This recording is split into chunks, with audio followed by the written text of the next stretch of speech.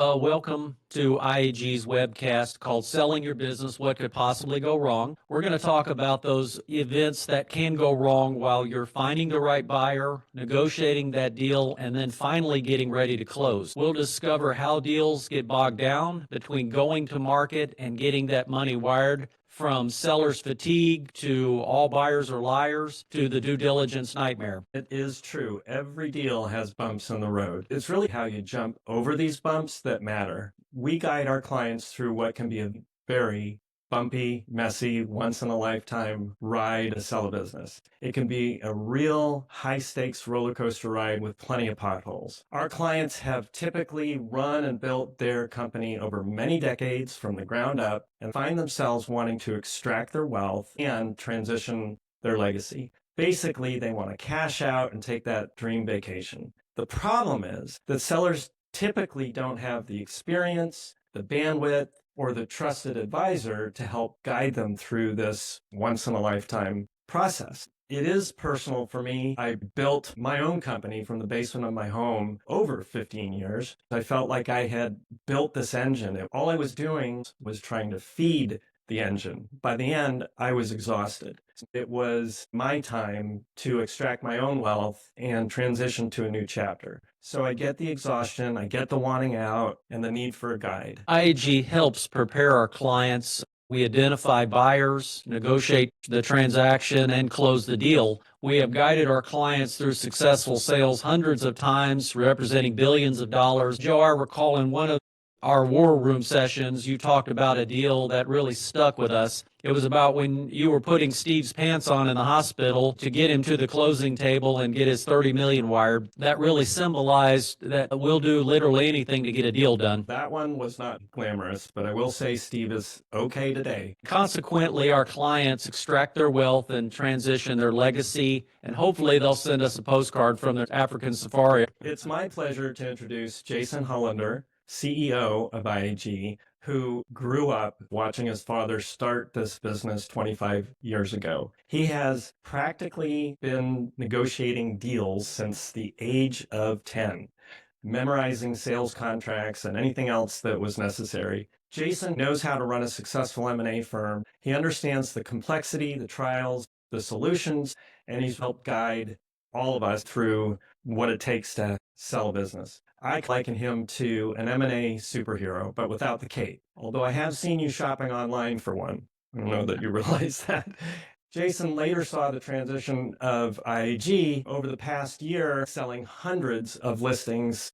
If you're looking for somebody who knows M&A, you've come to the right spot. And I'll say this about Joe Lieberman, Senior Managing Director of IAG. Joe brings both real-world experience, a wide variety of talents, all that are essential to pulling off some very challenging and complex transactions. He's accomplished this through his successful exit of his own business, writing 2 books.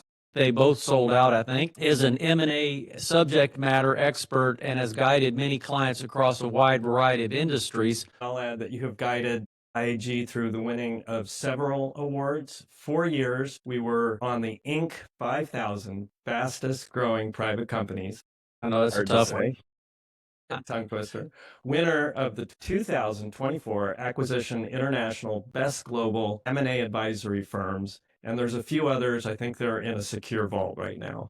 What it comes down to is we know how to anticipate the problems, those bumps in the road, how to overcome them, and we become the shock absorbers. We walk our clients through a once-in-a-lifetime experience, along the way helping them extract their wealth and transition their legacy. There are typically many problems that occur with great highs and lows, and it's such an important and gratifying feeling. And it's why we're so passionate about what we do. Plus, we get to collect these war stories, which brings us to today. We're going to cover what happens after going to market and before closing. We call it how deals get stuck in first gear. It's not always a smooth ride. It's like finally taking that cross-country trip that you've been dreaming about forever, pulling the top down, watching the sun, feeling the wind, and then finding out you got mechanical problems along the way, and there's no service center. Good example.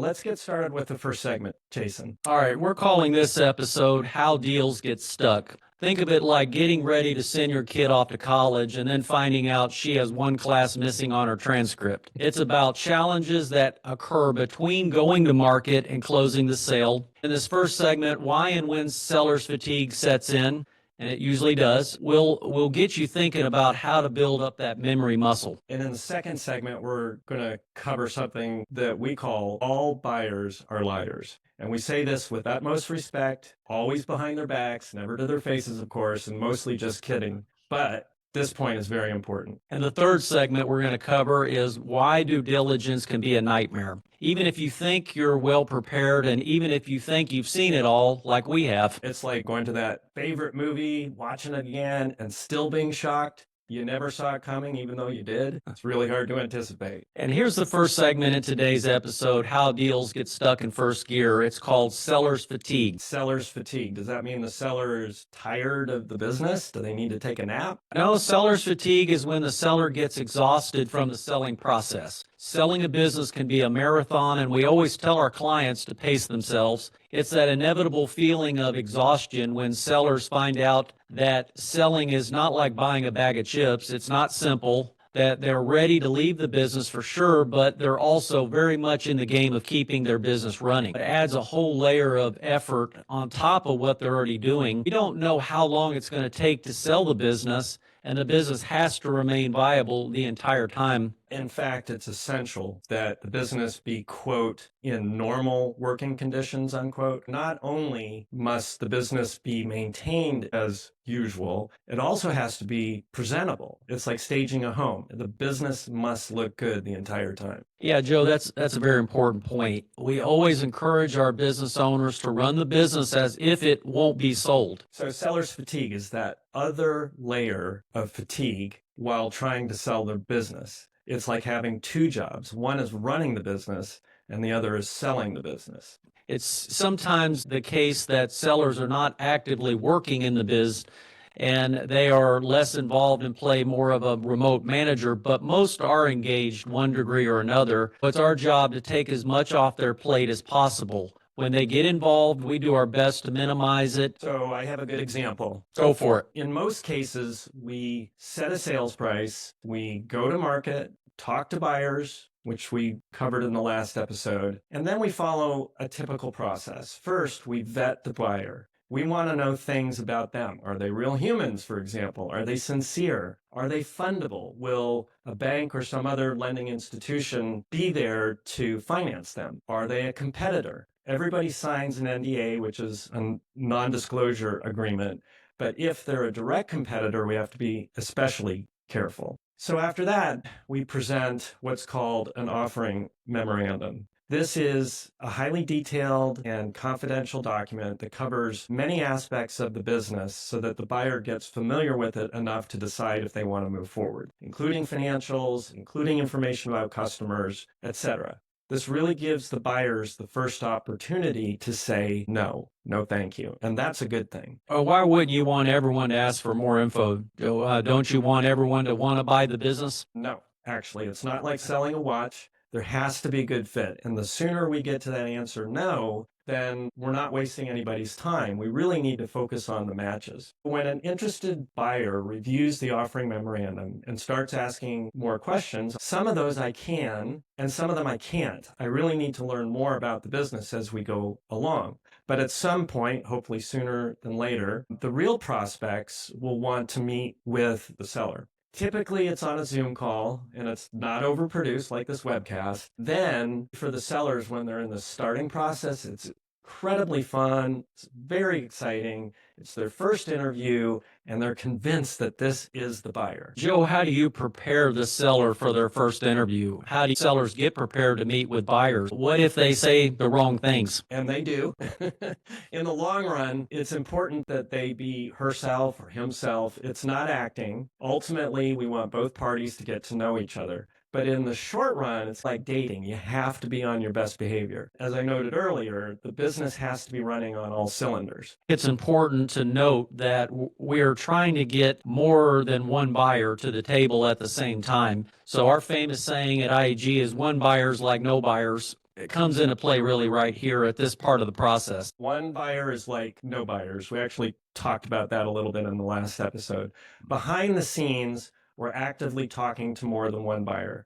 We're weeding out the bad fits. We're trying to move others along. It's like getting all the kids organized and leaving the playground at the same time. It seems organized, but it's actually chaotic. What's the story that goes along with this episode, Joe? In this one, we're representing a social services clinic. It's owned by a single individual, and she started it about 20 years ago. Over that time, she's built up this organization into a few clinics, and there are a number of providers within it. She's got a large base of recurring clients. It's clearly a well-run business. There are no billing issues and seamless customer interaction. They have tremendous growth opportunity. At the same time, all of the facilities have similar branding, and that's really important. It's a great business model that can definitely scale, and it's all working quite well. So the seller, my client, has a great team, has an operations manager, and she gets involved with major contracts, obviously larger issues, but for the most part, she's out of the daily activity. She's done what she can with the business, and now she believes that another buyer would have more opportunity to grow the business than she can. They've got more energy, they have more capabilities, more knowledge to expand. So for her, it's been a long ride, and she's ready for retirement. She's built a lot of value into the company, it sounds like. It's always so incredible to help people who have grown their own business and be able to extract their value. Yeah, it is always amazing to see. And she's in the perfect spot, in my opinion. The biz is generating a nice income. There's a healthy adjusted EBITDA. There's a great size business here for both individuals and strategics. So we go to market. And over the course of just a few short weeks, we have 5 buyers, all interested. 5 buyers so quickly, is that unusual? Yeah, but it's really hard to predict. In this case, I really didn't anticipate as many. I was obviously very happy with the response. They were all qualified, ready for introductions. I may also add that before these interviews, I was fielding questions left and right. I was clearly not the expert yet, so specific questions needed to be answered between me and the seller, my client, as soon as possible. That brings up a point. We don't specialize in any particular industry. We're industry agnostic for very intentional reasons. So how can you represent a company in a field that you may not have represented before? For the same reasons that one of our clients comes to us in the first place, because they don't have the experience of M&A and they need a guide. They're the technical experts in their business, and we learn it along the way. We know M&A inside and out. We know the right questions to ask, and that allows us to guide them through each step of the process. We've had success across about every industry segment. This first episode is a good example of how their expertise aligns with ours. My client's technological prowess really comes into play. And of course, we're in the backgrounds to make sure that everything runs smoothly. How did you prepare her for the first interview? By saying very little, actually. Why is that? I described the basic structure of the interview. There would be introductions, and the buyer would talk about his background, and then I told her to be ready to talk about herself a little bit, the history of the company, and then how is it doing today, but definitely to reserve most of the time for question and answers. The point of the first call is really to allow them to meet, but primarily for buyers to ask more questions. Is that the goal, Joe, usually? Usually there's a lot more than Q&A going on in the background. Both parties are sizing each other up. I'm sizing up the buyer, and everybody's getting these vibes. But keep in mind, it's her very first interview, and she's very excited. Well, of course, she thinks that she's about to sell her business, and this is going to be the buyer, right? All in one shot, one and done. This is the time. Everybody's on stage performing. Everybody's the star of the show, and the business is the story. It's really not unusual for a seller to want to talk more about their business than is necessary. And this is exactly how this one goes. And it's also very important for the seller to be listening to the buyer. Well, that is so true. And that's just part of the point. In this first interview, I'm listening very closely to both of the parties to get the vibes. In this case, she was so excited to talk, and the buyer was definitely genuine, very interested, but a half hour goes by, And then we finally get into Q&A. And why didn't you say anything? It wouldn't have helped. This is really part of the process, and it allows the seller, our client, to really practice and see how it unfolds. How did the call end up going? It went quickly that hour. The buyer ended up asking many more questions than could be answered, and we didn't have enough time to get through it. It turns out that a few weeks later, this particular buyer made an offer. One and done, right? No, it was just the beginning. After the call, I had a debrief with her, told her she did fine, thought the buyer was very interested, but I cautioned her part of this process was for her to evaluate the buyer and to focus on the buyer's questions. If you're always talking, you can't be listening. So it has to be less on the story. And lastly, I warned her she was going to get very, very tired very quickly, and that she needed to realize that this will be a repeat performance. Was that hard to talk about? And did she seem to understand that? Yeah, our clients are A-types, right? Sellers generally are A-types to begin with. They've grown their own business, many from the ground up, and led it successfully over many years to the point where it's ready to be sold. So they're usually very strong personalities, and they are not used to being critiqued. So I see where you're headed, Joe. You lined up several more interviews, and after the second or third, you started to see the exhaustion set in, and that's when the seller realizes that she may have to go through this many more times, that it could get time-consuming, very repetitive and boring. And that is the beginning of seller's fatigue. They have to experience it to understand it, which is why telling them in advance is really not going to change anything. They have to really absorb it. By letting them find out for themselves that it's more of a journey than a quick transaction, they get to feeling it very quickly. This is just one small example of what might cause a seller to get fatigued. There are many more steps where the seller will need more energy, and they want us to take a lot of the work off as possible. Right. There's many points up to close where the client will need lots of energy. Essentially, seller's fatigue is when the seller gets tired of the selling process. It's our job to be aware of this so that we can help them preserve this energy for the bumps that we can't always anticipate. Jason, let's go on to the next segment. Now, what are we going to talk about, Joe? All buyers are liars. Joe, are all buyers liars? Seriously? No, of course not. We named it that because we knew it would get some attention. However, there's a really strong moral behind this. We thought it would be very interesting, and it's very important. We could have easily called this a verify first or trust later or measure 3 times before you sign the deal. But we chose all buyers are liars to make the same point. What it means is that as much as a buyer and seller want to transact and want to believe in each other, both have very different agendas. And at times, this can cause friction. It means that you can't always take on face value what a buyer has to say. It's our job to make sure buyers has the qualifications and experience required for running the business. We know what the SBA requirements are. We know what to look for and determine any conflicts of interest. Are they a close competitor, for instance? Do they know any of the same vendors or clients? We got to confirm the fundability of the buyer, meaning do they have the ability to get a bank loan? Do they have what is called proof of funds? It's really crucial, this buyer relationship with the seller. We need to establish one, even with myself, a really good one from the start to gain their trust and confidence, because there's a delicate balance between verifying what a buyer has to say and being too invasive up front. So we have to get off to a good start. And buyers may claim they have financing in place, when in actuality it isn't very solid. They may claim a great resume, when in actuality it is a bit beefed up. They may claim they have every intention of moving their family to a new city, when they really have not made a decision to buy the business in the first place. It's not possible for us to know all these things up front, is it? No.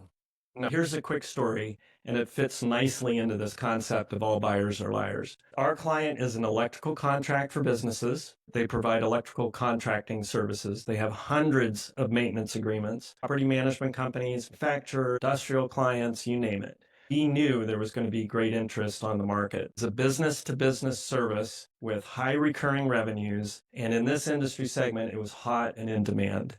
We prepared an in-depth evaluation of the business. We also prepared the comprehensive offering memorandum. And then we prepared this thing called a teaser for market. A teaser is an industry term for a business listing. Think of it as an advertisement for a business with key metrics and an executive summary. And it's important to note that a teaser is public and that it can't tie back to the company. So it's describing the company but not really identifying it. Within days, we have a lot of interest. Each day for 2 months, we're getting a couple of prospects every day. They're coming out of the woodworks. Right out of the gate, I start setting up interviews. And seller fatigue sets in quickly. In this case, the sellers were quite resilient and ready. It was a husband and wife. They made a great team and they had a lot of energy. Anyways, by getting these offers so quickly, we needed to get the buyer prospect process organized with a tight timeline, good structure for the interviews. There are many occasions when we will anticipate this up front and proceed with a very structured buying schedule. In this case, we wanted to determine first the market interest because it was not one of our larger clients. To compact a long story, we narrowed the field, we interviewed, we took offers, and then we selected one buyer. And this is when the all buyers are liars problem began, right? Exactly. They were in the business, our buyer, of buying businesses and running them each separately. And what they did is they hired what they called general managers or operators, or at least that's how they communicated to us. The operators would come in and run the business, and it seemed reasonable. They had shown us businesses in their portfolio, and it appeared to be a perfect fit. And the price was right? Yeah, it was slightly above the asking price. We ended up signing an LOI. A letter of intent? Right. That initial agreement that gets us started into the next stages. It's more like a strong handshake, and it's rarely binding. But we ended up taking the listing off the market. And then we headed into the due diligence phase. Okay, so how does this fit into our title, All Buyers Are Liars? Because in this case, they were not the operator. It turns out they weren't even going to hire somebody. They were going to find somebody to buy the business. They were acting more like a search fund. And that's when they looked for another buyer. And how did you not know this in advance? There are two things. The first is the LOI identified this buying group, which turned out to be an investment group, as the buyer. And secondly, they brought in an operator very quickly. This person had every intention of buying because I interviewed him.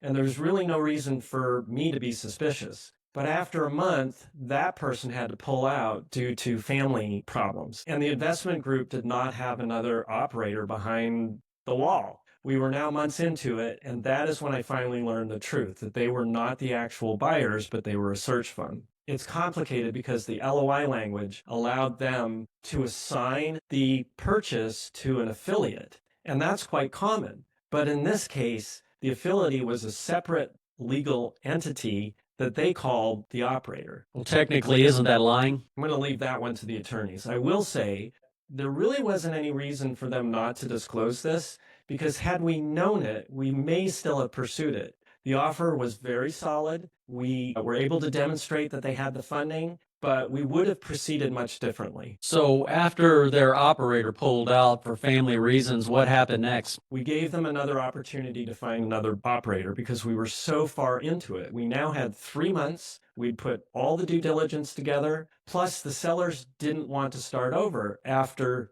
2 more months, we were not able to bring in another operator. Essentially, we lost almost a half a year. And what happened then? Did you have to start over anyway? In a way, but there were two things that are really relevant here. One, the due diligence was already completed, and that can be a nightmare. We're going to talk about that in a minute. It's a huge amount of work, but having that done allowed us to be very nimble, if you will, because the data was already there. And two, we knew how to structure the selling process for the next phase. It was pretty well organized. So to make a shorter story even shorter, within 3 weeks, we had 6 offers, all of them over 20% of our original listing price. And within 6 weeks, we signed an LOI, and then 90 days later, we closed. It sounds like a win. Only in retrospect.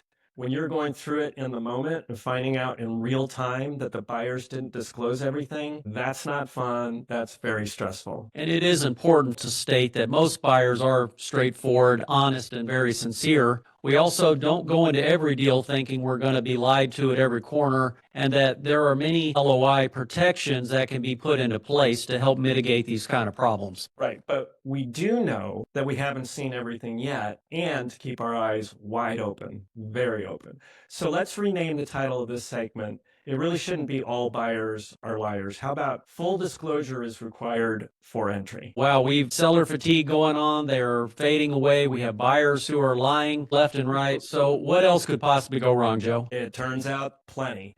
By the way, plenty does go right as well, and it often does, but we're here to talk about the bumps, not to glorify how great it is. Right. This is about the tough stuff that goes along with selling a business, which brings us to our last segment, the due diligence nightmare. Well, that sounds scary. Tell us about due diligence. Sure. So due diligence in M&A is like dating before marriage between the buyer and seller. When one company wants to buy another, they can't just shake hands and exchange keys like buying a used car. Instead, they need to perform due diligence, essentially kicking the tires, looking under the hood, and checking to see if there are bodies buried in the backyard. The buyer will scrutinize the books to make sure the numbers aren't fictional, examine the legal history to ensure no sketchy contracts can blow up later. So they may evaluate the company's systems and processes to ensure they actually work, or if they're held together with duct tape, and so on. So due diligence is very much part of the process. It protects the buyer from any nasty surprises that they'll find out after the purchase. It may be the difference between the buyer buying a profitable widget company or one that has lead in the land after an EPA study like I had. It really did happen. So despite all this careful due diligence investigation, plenty of deals still end up failing spectacularly. Sometimes the due diligence process itself becomes so expensive and time consuming that companies feel pressure to complete the deal just to justify the costs. Larger deals have a very complex due diligence process in some cases. Yeah, think about it as corporate archaeology. You're digging through layers of history, hoping you don't unearth anything that'll curse the deal. And Joe, I know you have the perfect example of one. Yeah, unfortunately. My client was a food manufacturer on the East Coast. The company produced products for major retail outlets. You can think of big box outlets like Costco, but that's not one. The buyer was from Belgium, who also made similar products, and they wanted to gain entry to the US, and they ended up making a very attractive offer. This buyer was a large organization. They were generating hundreds of millions of dollars a year, and my client was smaller, generating about 20 million a year. What that typically means is that the buyer has higher degree of leverage. They have a larger team versus a smaller team for due diligence and negotiating and attorneys, etc. In this case, it was 10 of them against 2 of us, and the price tag was over 30 million. So the buyer had every right to take a deep dive into the numbers for due diligence. I remember this. It happened right during the COVID breakout, and our client was considered an essential service. Right during the Christmas season. They had to keep production running, and employees were calling in sick left and right, and the buyer could care less. On top of all of this, there was a breakup fee. Explain what a breakup fee is, Jason. Yeah, basically a breakup fee is like relationship insurance. It's money one party has to pay if they get cold feet and walk away from the deal after signing the letter of intent, like a wedding deposit. If the seller suddenly decides they'd rather not sell the business to the buyer through no fault of the buyer, the seller would then owe the breakup fee to the buyer as compensation for time, effort, and opportunity cost. Essentially, a breakup fee is designed to keep everyone honest and committed once they've shaken hands, because nothing says I'm serious quite like putting real money on the line. The fee serves as both a deterrent to deal jumping, and it's a small consolation prize if this corporate romance inevitably falls apart. And we'll say that virtually in all small business transactions, there's no breakup fee. In fact, many buyers even pay the seller to take the listing off the market for what we call exclusivity. So in this case, the breakup fee was $100,000 because the buyer was investing a significant amount of time and money into due diligence, and the seller was about to make a ton of money, over 30 million. So the wedding story continued. They gave us a due diligence list that was like a spreadsheet. It was, kid you not, 346 line items that they wanted completed within a few weeks. And some of those line items required multiple activities. They had them broken into major categories like organization, human resources, legal, financial, assets, environmental, information technology. It just went on. Yeah, and that's pretty common for a deal of this size. Due diligence is standard, but not this list. I could tell that it came from the internet. It was just obesely large. And every item the buyer would want to know, without regard to this industry, it was a broad shotgun approach. It was not customized for them, and some of those requirements were just unnecessary. The one I remember the most was the single line item for a picture of the time punch clock for hourly employees. That's where you check in with that, in this case, piece of paper, in and out for work so that they can monitor your hours. And my client was livid. Here they were in the middle of a pandemic, needing to fulfill orders to keep up with huge demands from the largest retail outlets in the country, and the buyer was demanding a photo of the punch clock. You took the picture, right? Actually, I talked with the buyer's lead on the team, the one of the 10, trying to get them to pare it down and to get rid of some of the clutter because our client was under extreme pressure and upset. And what did the buyer say? No. Basically, they said no and that we had to comply. To this day, I still don't get it. Why they didn't see they were being bullies and that they were damaging a really essential relationship, I don't get it. Then what happened? Recall that the breakup fee was $100,000 and that the client then figured that as long as he complied with due diligence, he would be in full compliance with the agreement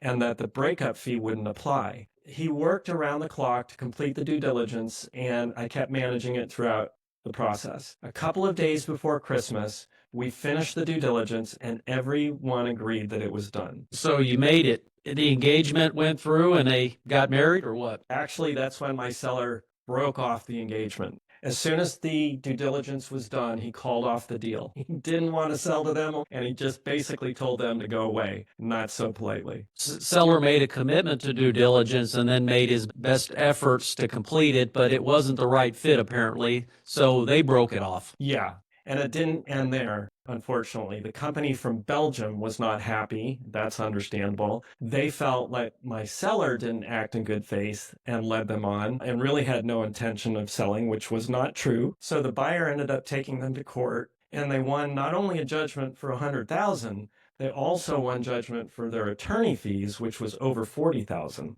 And that was a real due diligence nightmare. Wow. That is sad and unusual. It's very important for our audience to understand that it's not typical for any deal to blow up like this. Most small business deals don't include breakup fees. Most buyers are not bullies, and most buyers and sellers actually do get married. This is just one of those remarkable stories that we like to tell in our war room, and honestly, this one was not embellished. But it does aptly describe this topic that we call the due diligence nightmare. Jason, let's review the key takeaways. Number one is seller's fatigue. It's a real thing, and some subtle coaching and guidance will go a long way to preparing sellers for what can be a long, bumpy ride. 2, all buyers are liars, but as we heard, not always. The moral of the story is to be on the lookout and not to fall in love too fast. It's a really long engagement. And number 3 is due diligence can be a nightmare. Due diligence is a necessary bump in the road to the successful sale of the business. Be prepared and work with the buyer on smoothing out the road. Our next episode is called Why Deals Always Die. You don't want to miss it. We have this saying that all deals have to die 3 times before they close. Sometimes they're on life support, sometimes they're on flatline, but mostly they come back to life. They are definitely heart-stopping, and you don't want to miss it. So here are the 3 things we suggest. First, have a meeting with us. If you want a one-on-one, just go to our Calendly page or email us or call. And please let us know you heard about us here. We're real people, and we promise not to do all the talking. Second, please visit our YouTube channel. We have episode 1 up. We've got a lot of other information there. Please like and subscribe. It would mean a lot to us. And third, please pass this on to others you think might benefit from it. It'll help us justify telling you all this stuff. Okay, that all said, we have time for some questions. If there's always these problems that you described selling a business, why would you do this for a job? It sounds horrible. It is horrible, but the joy and the excitement of seeing a seller, after building their business for decades and being really proud of this child, and watching them go through this once in a lifetime experience where they're able to extract their wealth and transition their legacy does sound corny, but it's what's most gratifying, and it's why I continue to go through these horrible aspects of it. Understood. Let me ask you a question. What's the smallest size deal on average that we work with? Yeah, I'd say the smallest would be around $1 million, and up from there. We don't usually work with anything under $1 million, but we're looking at profitable businesses that have been around a while, at least 5 years. Do we provide legal counsel and other professional services? We have relationships with high quality strategic partners. We will provide as much guidance as we can along the way, but there are other services that go along with transactions, and we bring to the table very high quality, experienced players. Look, think of us as like a quarterback in the transaction. We work with their team members like the CPAs, the attorneys, to help get the deals done. We never just abandon it. We will quarterback it. One more question here. This leads us into the next episode where deals always die. The question here is, if a deal dies, does that mean it's done? Can it be resurrected? They don't usually technically die. It just appears to be they went to sleep, but they usually end up waking up, and part of the deal maker's job is to help keep the deal on track and get over those bumps in the road. Oftentimes it's that current prospect where it may hit a dead end. Sometimes it doesn't. You get around it. But then we find the next one. And if you find the right buyer, magic can happen. That's totally true. Well, this was a lot of fun. Yeah, I really enjoyed it. We look forward to our next one called Why Deals Always Die. We'll see you next time.